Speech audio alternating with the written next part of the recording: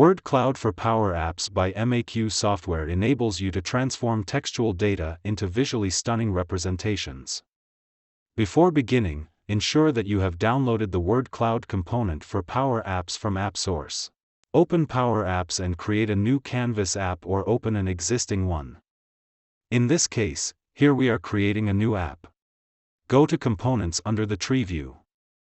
Click on Ellipsis and then click on Import Components and import the Word Cloud under the Code Components tab. The component will be imported. Go to the Insert tab. Under Code Components you will find the Word Cloud component. Drag the component onto the screen. Adjust the size and position of the component accordingly.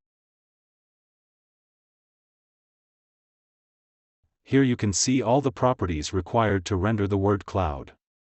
Now, let's get the data for the Word Cloud input. Go to the Data tab, click Add Data. In this case, I am importing customer feedback data from Excel.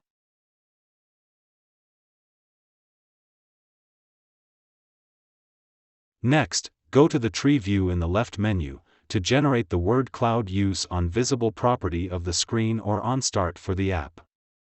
Copy and paste your recently saved script.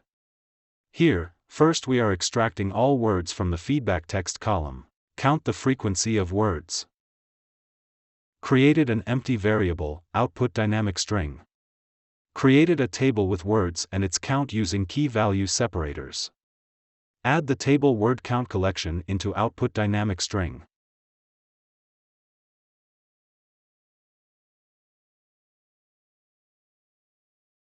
Add the output dynamic string in the Word Cloud input property of the component.